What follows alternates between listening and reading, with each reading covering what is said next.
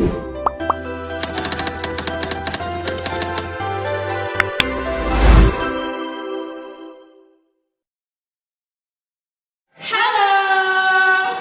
kita di sini Akan menampilkan pengaplikasian contoh emulsi dengan pembuatan. mayones.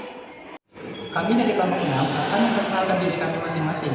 Dimulai dari saya, Muhammad Miftahul Rahman dengan NIM 021. Saya Horis Satu Maudea dengan NIM 013. Saya Ratu Lisingana dengan NIM 08. Setelah kita mengetahui bahan-bahan yang digunakan, mari kita bedah dulu apa yang sebenarnya terjadi di dalam mangkuk blender kita.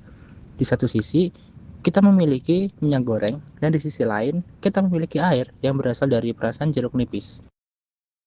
Selain ada bahan-bahan, di sini juga ada peralatan yang akan digunakan, yaitu ada blender, terus ada pisau, dan ada sendok.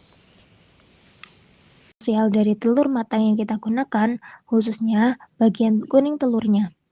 Mungkin beberapa di antara kita sering membuat mayones menggunakan telur mentah. Namun, penggunaan telur matang pun memiliki prinsip sains yang sama. Bahkan memberikan tekstur yang lebih padat karena protein di dalamnya sudah mengalami koagulasi akibat panas. Di dalam kuning telur, terdapat senyawa fosfolipid yang sangat istimewa bernama lecitin. Nah, lecitin ini memiliki struktur molekul yang unik.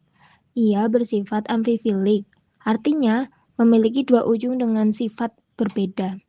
Ujung pertama bersifat hidrofilik atau suka air, dan ujung kedua bersifat lipofilik atau suka lemak dan minyak.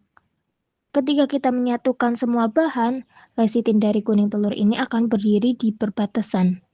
Tangan hidrofiliknya mengikat air dari jeruk nipis dan tangan lipofiliknya mencengkeram erat minyak goreng.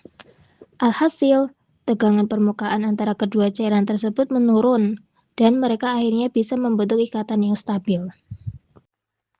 Penggunaan jeruk nipis dalam pembuatan mayones di sini selain memberikan rasa segar, juga memberikan keasaman dari jeruk nipis yang membantu menurunkan pH campuran.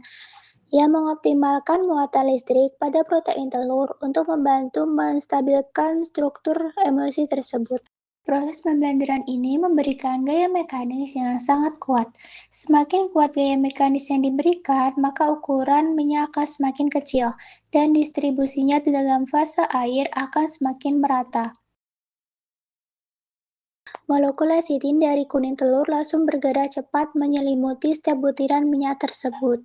Lapisan lecitin ini bertindak sebagai perisai pelindung yang mencegah butiran-butiran minyak untuk saling mendekat dan bergabung kembali, sebuah proses kegagalan emulsi yang biasa disebut pemisahan fase. Seiring berjalannya proses blender, maka butiran minyak di dalam fase air tersebut akan semakin sempit. Hal inilah yang menyebabkan viskositas atau kekentalan cairan meningkat drastis.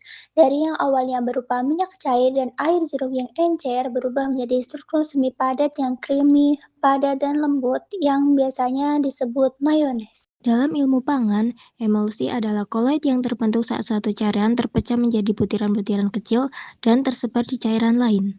Pada mayones, minyak goreng terpecah jadi butiran-butiran kecil atau fase terdispersi, dan air jeruk nipis menjadi media tempat butiran itu menyebar atau fase pendispersi.